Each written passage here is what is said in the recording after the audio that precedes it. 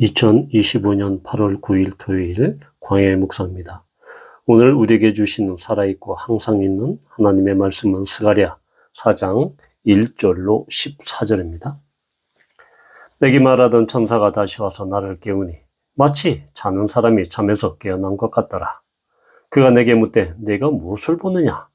내가 대답하되 내가 보니 순금 등잔대가 있는데 그 위에는 기름 그릇이 있고 또 그 기름 그릇 위에 7 등잔이 있으며 그 기름 그릇 위에 있는 등잔을 위해서 7 관이 있고 그 등잔대 곁에 2 감람나무가 있는데 하나는 그 기름 그릇 오른쪽에 있고 하나는 그 왼쪽에 있나이다 하고 내게 말하는 천사에게 물어 이르되 내 주여 이것들이 무엇이니까 하니 내게 말하는 천사가 대답하여 이르되 내가 이것들이 무엇인지 알지 못하느냐 하므로 내가 대답하되 내 주여 내가 알지 못하나이다 하니 그가 내게 대답하여 이르되 여호와께서 스룹바벨에게 하신 말씀이 이러하니라.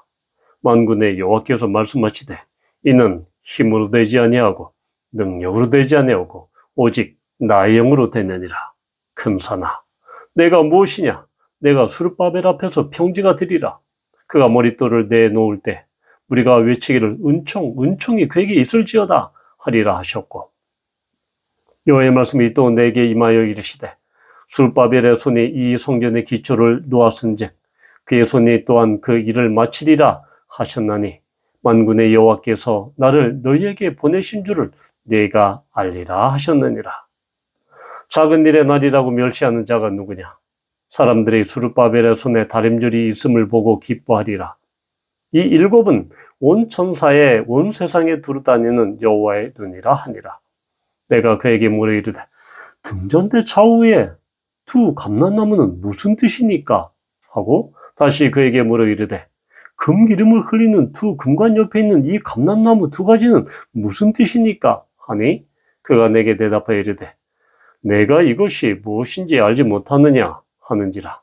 내가 대답하되 내 주여 알지 못하나이다 하니 이르되 이는 기름 부음 받은 자 둘이니 온 세상의 주 앞에 서 있는 자니라 하더라.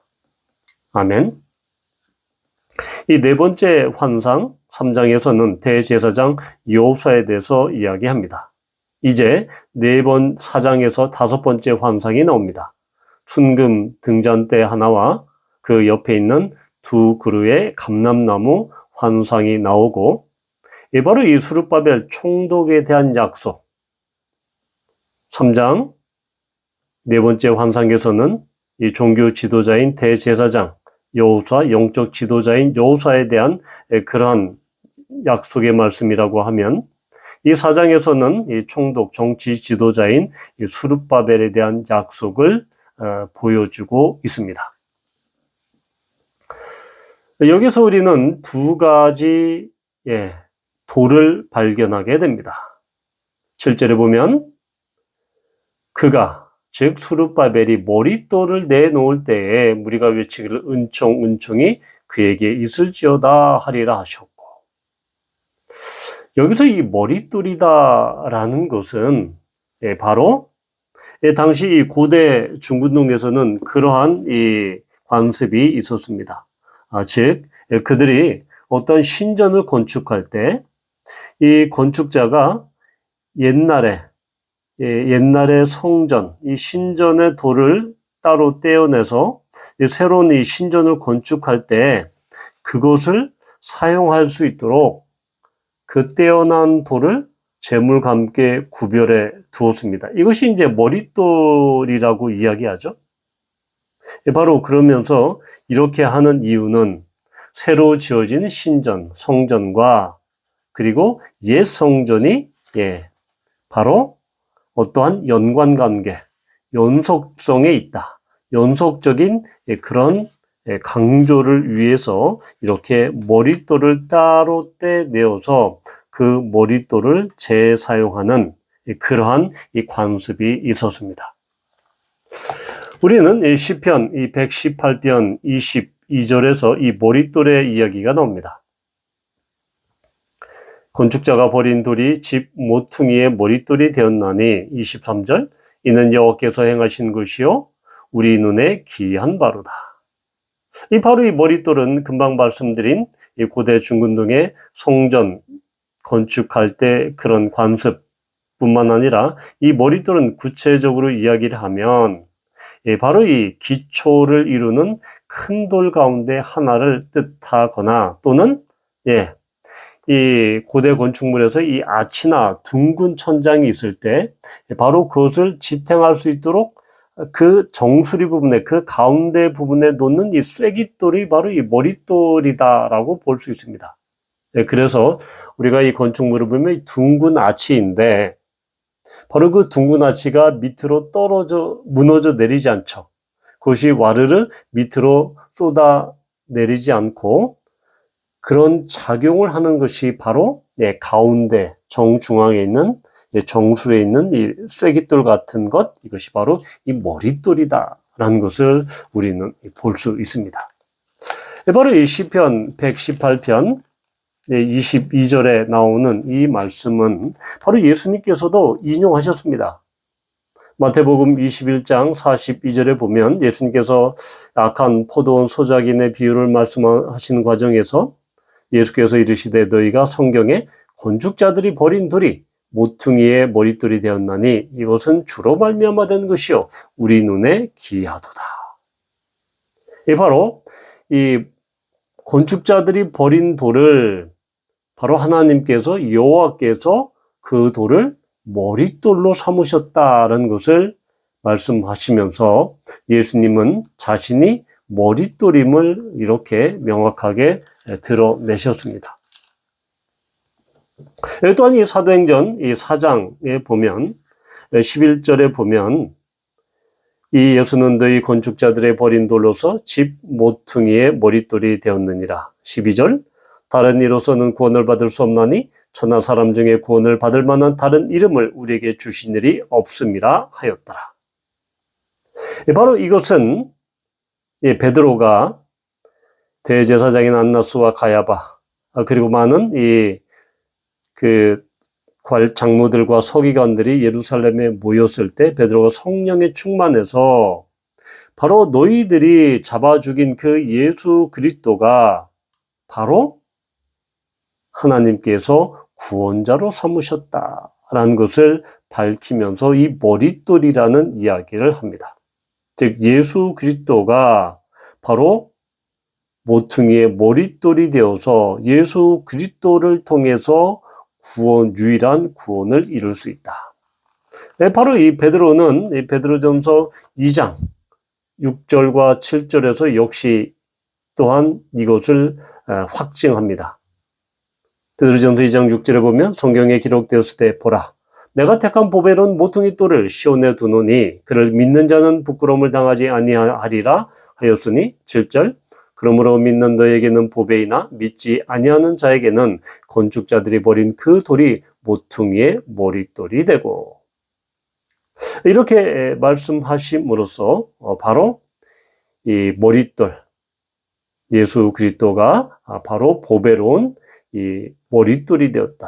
모퉁이의 머릿돌이 되었다라는 것을 말씀합니다. 이 사도 바울은 에베소서 2장에서 이것을 매우 명확하게 표현합니다. 에베소서 2장 20절에 보면 너희는 사도들과 선지자들의 터 위에 세우심을 입은 자라. 그리스도 예수께서 친히 모퉁이 돌이 되셨느니라.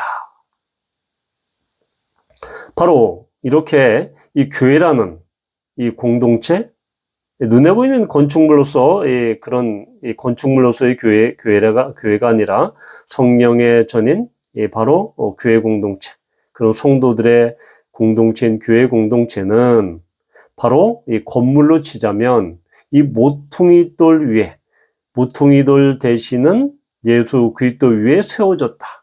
그래서 지체들이 연결되고 자라나서 바로 이 하나님의 성령을 통해서 바로 성령이 거하시는 하나님의 참된 성전이 되는데 그것이 바로 신약의 교회다.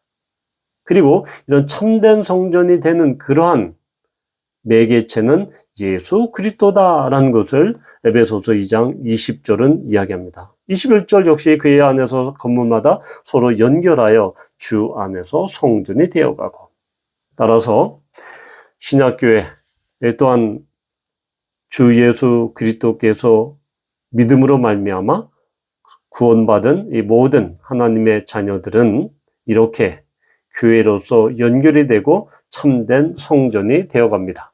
바로 그 기초는, 그것이 가능하게 된 것은 예수 그리스도께서 친히 모퉁이 돌이 되셨기 때문이다 라는 것입니다.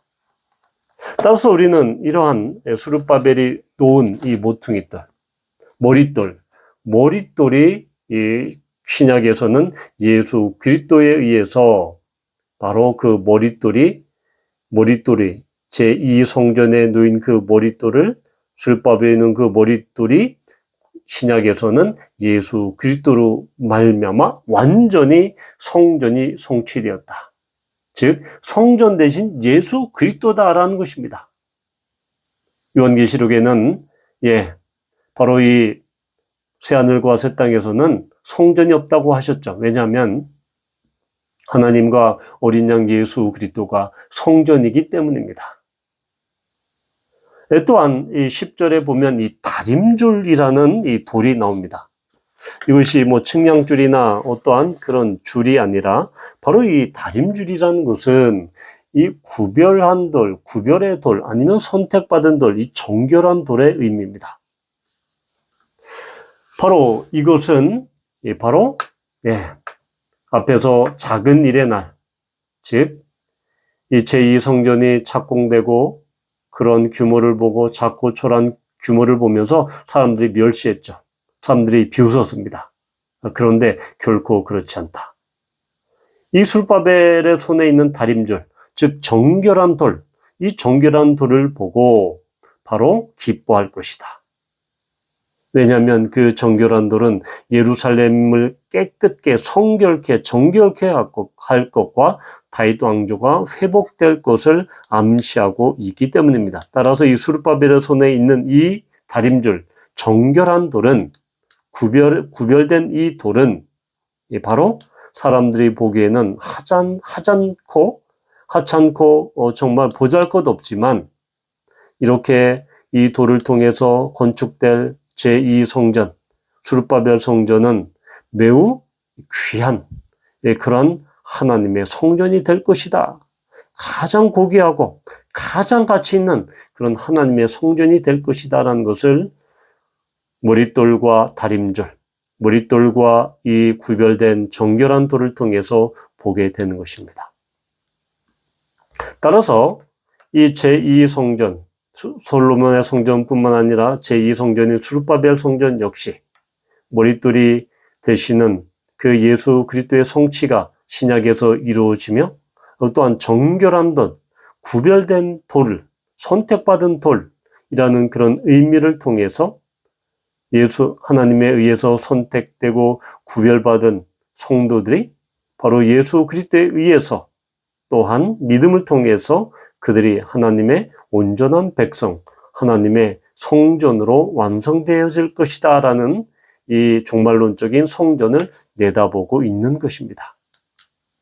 바라기는 우리가 구원받은 백성으로서 정말로 모퉁이의 머릿돌 대신 그 예수 그리스도, 건축자들이 내어다 버린 그 돌이 결국은 구원의 그 기초가 되었고, 또한 정결케 하는 구별된 돌이 되었음을 우리는 감사하고, 또한 우리를 구원하신 주님께 경배하며 찬양하는 우리 모두가 되기를 축복합니다. 아버지 하나님, 그렇습니다. 우리를 또 하나님의 자녀 삼아 주시고, 또한 하나님의 성전으로, 하나님의 영이 거하시는 성전 삼아 주심을 감사합니다. 예수님의 이름으로 감사하며 기도합니다. 아멘.